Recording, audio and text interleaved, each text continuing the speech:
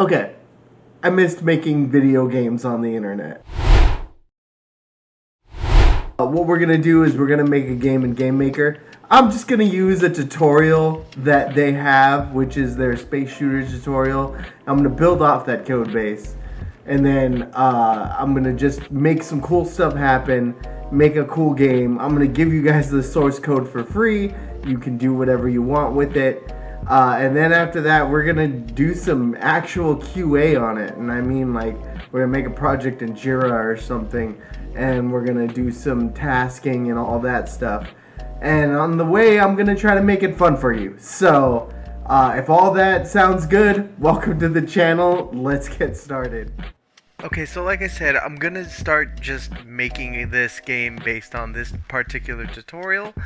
If you're gonna do this, I would really suggest making an account on GameMaker.io and just going through this. It takes like 15 minutes or so, they claim. There's 2 of them, so 15 minutes each, and you get something cool at the end of it. So, I started kind of experimenting, just, right out the gate with different functions and all that. And, some of the cool stuff I saw with what you could do in this thing gave me a lot of cool ideas for later. So, that said, I just went through this. I got the final result, which was this kind of Space War-esque looking game that's pretty fun to play. But, we could do better. So it was kind of around this point that I started to get a little experimental. And so the tutorial has you turn the background black. I decided to turn it green because it's an interesting color. And that's kind of, if there's any takeaway from this video as a game developer that you get, it's start experimenting. These rules aren't rigid. I have some professional experience under my belt now, and everything I'm going to tell you in these videos are more kind of guidelines. There's no hard, fast rule, so that includes tutorials.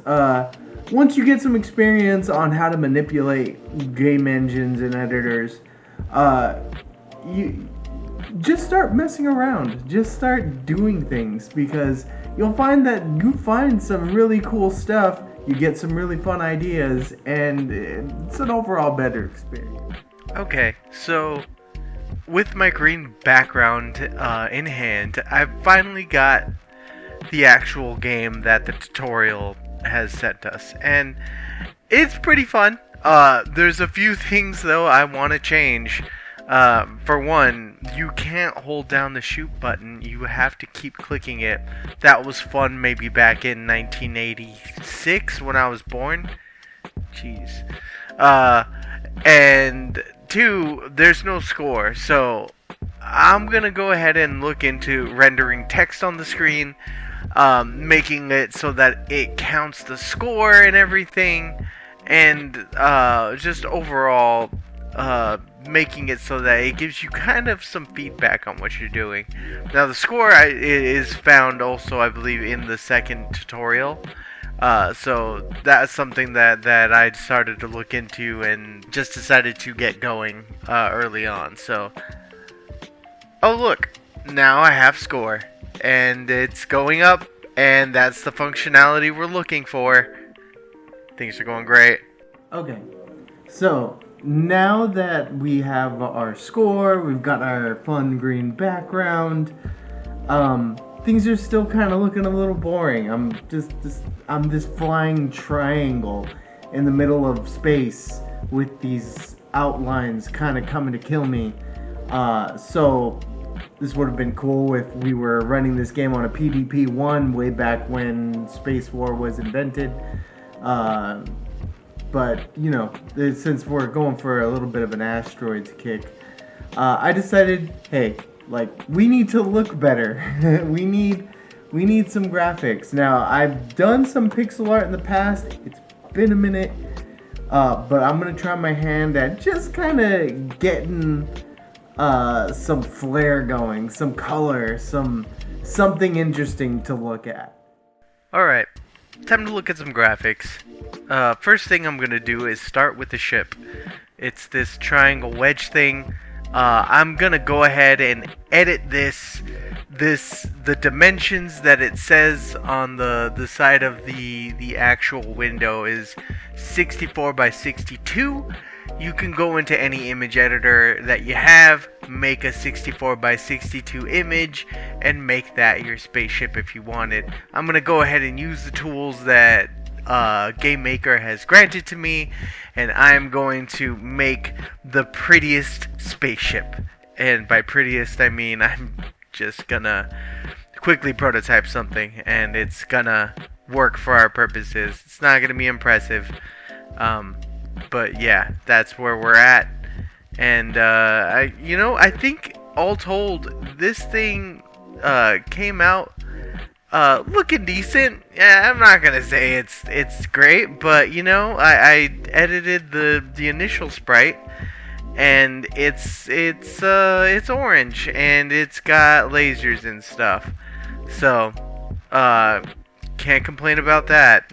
So at this point, it's time to play the game. It's time to look at our beautiful spaceship, and it's time to to see how good it looks when it's moving around. Okay, so we're just gonna play and see how this looks.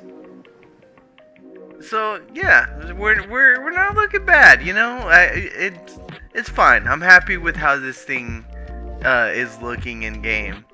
One thing that I'm not digging though is that the bullets come directly from the front and not from the side lasers that I so painstakingly put in when I was making the thing. So that's gonna probably change at some point. But either way, we're gonna move on to our next thing. We're going to make the asteroids look a little more pretty, and I'm gonna go through the same process. I'm going to use the tools, and I'm just gonna edit the sprites that are there. Again, you can make the actual sprites the size that they are, that you see on the side of the panel there, in any editor, and import it into Game Maker. There's plenty of tutorials on how to do that. You can look that up in the actual documentation for Game Maker. If you want me to show you how to do it, I can totally make another video just on kind of how to do the basic stuff. But it's pretty straightforward. So that's what I'm doing now. I'm just gonna go ahead and make a pretty asteroid. That way, it'll look a little more dangerous. It'll look a little more intimidating. And speaking of intimidating, I'm gonna do something a little different. I'm going to make a special asteroid. This asteroid is going to have different attributes. It's going to be a little more dangerous. And one of the things that we have access to based off of what they gave us in the tutorial is how fast the asteroids react to you and how fast they fly around the screen. And this is one of those game design things that you think about a lot when you're making something, is what variables do you have access to that will give you something, some unique gameplay, something that's different.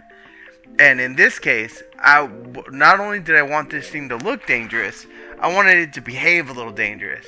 So what I'm thinking of doing at this point is I want to copy the normal asteroid, make its speed variable a little faster, something that's a little more dangerous, so that when the player interacts with it, it's something that is different, and it's something that requires them to use a little more skill to deal with, since you've got power-ups. And so here I'm just editing the rock's behavior. I'm calling this thing the Rock EX, and this is the main behavior for it is found in its reference to the object bullet that is made. Now, this at this point, you'll see that I have also edited the bullet, and the bullet itself is one massive sprite, but it has the look of double shots going from side to side, and I believe I have made this bullet or the image bigger so that it's big enough and wide enough to come out looking like it's two shots. It's cheating. It's not something that I necessarily wanted to do, but it is something I plan on changing in a future video just to show you guys what the process of that is like. And in typical fashion, I'm going to test out the dangerous rock. So the idea behind this rock is that it moves a little faster, and the rocks it releases move a little faster, and so the more of them that there are on screen, the more dangerous it gets. And as you can see, it's kind of working out. This is a lot more hectic than what I was planning, but you know what? I kind of like it. So at this point, what I'm thinking about is the power-up system. I like that you get power-ups because they make the gameplay a little more interesting. I don't like that these things are just kind of floating around and you have to chase them down, and with the more aggressive rocks that I've implemented, that makes it a little more challenging to get and use. So instead, what I'm thinking of is implementing some sort of meter. A meter that counts up as you destroy rocks, and when at certain intervals, you're gonna get a power up. So this meter is going to need to be used throughout the game, right? So we're gonna need to think of different ways to give the player some more power, some more things to kind of gain. And there's a couple of ways we can go about this. Specifically, there are some variables that we have at our disposal that kind of give us that power. So we've got the speed of the projectile, the rate at which the projectiles fire, the size of each projectile, how many there are, and basically, like, we can even make the projectiles invisible if we wanted. I don't know why we would do that, but maybe the player gets to be invisible, something like that. So what I want to do is just implement that. That will be the final thing that I put in the game, and then from there, I'm gonna upload this to a GitHub repository. I'm gonna post the link on the channel, and you guys can download it, mess with it yourself.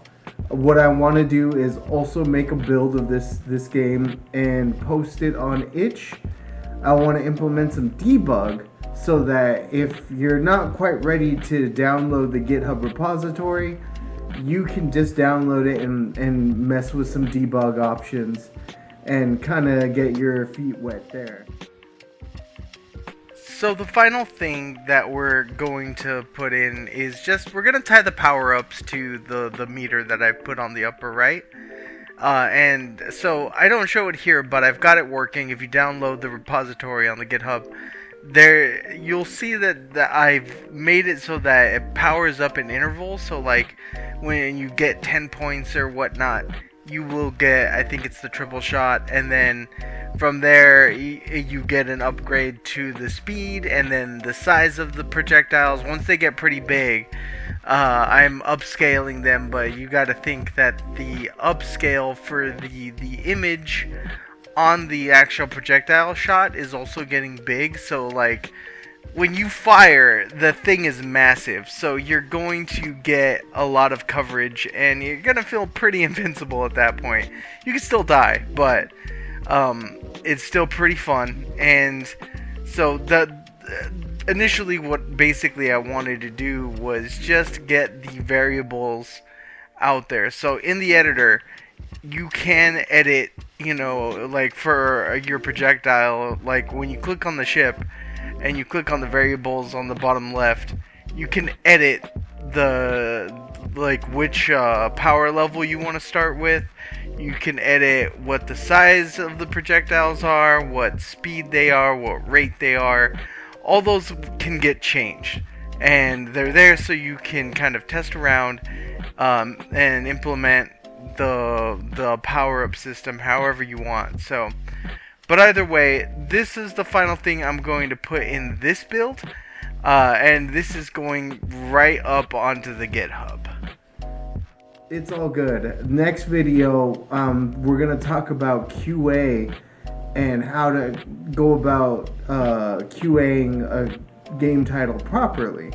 And then after that, we'll probably implement some polish.